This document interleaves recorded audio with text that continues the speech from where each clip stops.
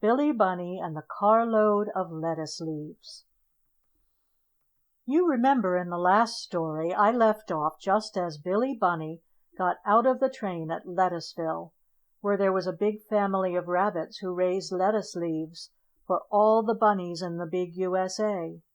And the first person he saw was an old gray-haired rabbit, who said, "Glad to see you, Mr. William Bunny. Do you want to buy a carload of lettuce leaves?" "How much?" asked the little rabbit. 5,000,000 carat cents, replied the old gentleman bunny, "and that's very cheap, for the leaves are big and juicy and will keep all winter if you put them in the ice house." Well, sir, that was a very cheap price, don't you think so? And Billy Bunny thought so too, for he opened his knapsack and took out 5,000,000 carat cents and gave them to the old gray-haired bunny. And after that all the farmer bunnies loaded a big freight car just full of lettuce leaves, and marked on the outside in chalk, "Mr. William Bunny, Briar Patch, Old Snake Fence Corner, USA. Rush! Fast freight." And then it was time for lunch, so the old rabbit said to his new customer, which was Billy Bunny, of course, "Come with me to my home and we'll have something to eat." And as Billy Bunny had a great big appetite by this time, and I might say right here that rabbits always are hungry, he hopped away with the lettuce rabbit farmer, and by they came to a little green house in a raspberry patch, with a lovely clover field on one side and a peach orchard on the other.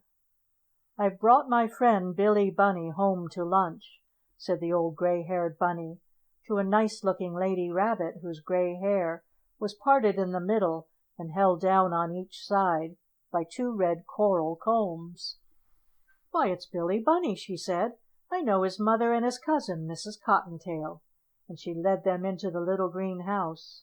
After they had eaten all they wanted, she made the pianola play this song: "The clover patch is in full bloom, with juicy red-topped clover. Across the lea the honey bee looks like a golden rover." And it might have kept on playing some more, only just then who should look into the door but Daddy Fox.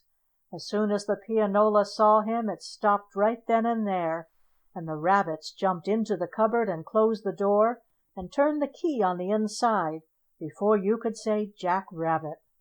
"Ha, ha!" laughed Daddy Fox.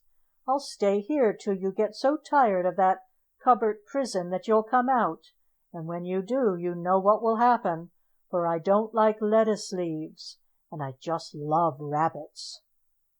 Wasn't that a dreadful thing to hear? But never mind. I'm not going to let that wicked fox get the best of Billy Bunny and his friends. No, sir.